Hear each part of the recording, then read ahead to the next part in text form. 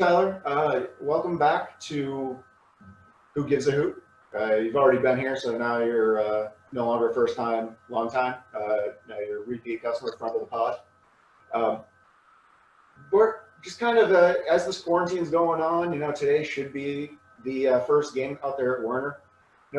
Thinking back on your first games of the season, what's a memory that really has stuck with you of season openers for you? I think the biggest thing with our team is, even though it was preseason, the success we had versus teams that, in a nutshell, were supposed to be better than us, may not be better than us, but, teams in the USL Championship and then Minnesota United. But the success and the momentum we had going through that preseason, I think, was going to carry into the season. Hopefully we're able to do that once we're back on the field again. But that momentum we had and the continued chemistry and improvement we showed each week was huge for this preseason. So, that chemistry, it's definitely taken a little bit of a sidestep. You're not able to, hang out with the guys, grab meals with all the guys at one go. How have you been able to keep that chemistry building, in this off season? You've been meeting up with people. You've been, crushing them at, some FIFA here and there. Or what have you been doing?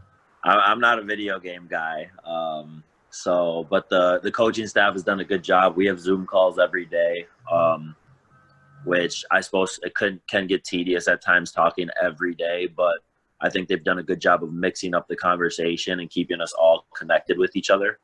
We all live in a similar area, so we see each other from time to time.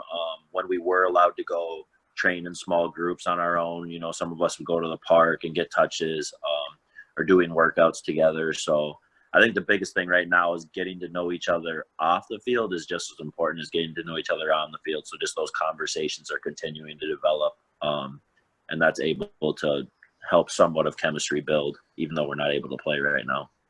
Yeah, for sure.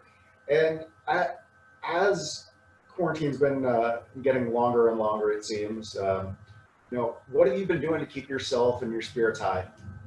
I'm a big language guy, so I've been studying Spanish. When I lived in Finland, I learned how to speak Finnish and learned how to speak a little Swedish, but I'd like to be fluent in Spanish. We have a bunch of Spanish speakers in Omaha and on the team. So that's something I've been utilizing on my own on an app called Duolingo. Another thing I've been doing a Bible study every day with one of my best friends back home. So we get on the phone for about an hour to 2 hours every morning. And that's just a good way to start our day and get the right mindset going into the day, even though we might not have very much to do. And then fortunately our apartment gym is still open. So a lot of working out, a lot of running on the streets outside, kind of exploring the area around our place. So those are probably the three consistent things I do on a daily basis. And then it's, Netflix, of course, a little casual reading as well. I'm reading Shoe Dog right now, which is about the creator of Nike.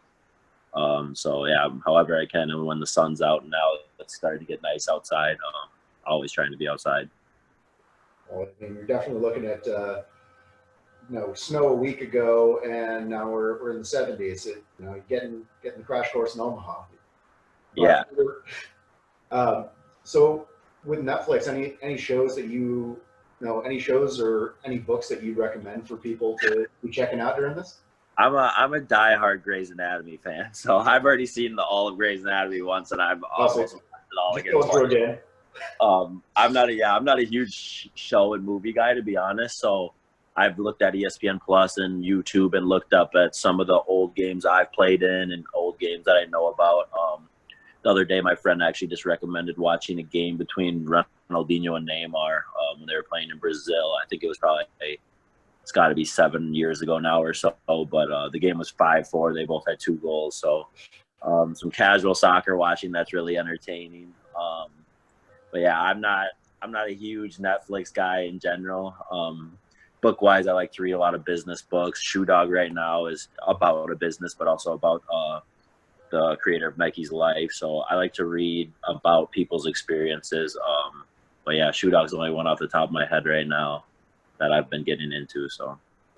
All right, Tyler. Well, as we're trying to keep these running all day, thanks for stopping by, and we'll be talking to you again soon.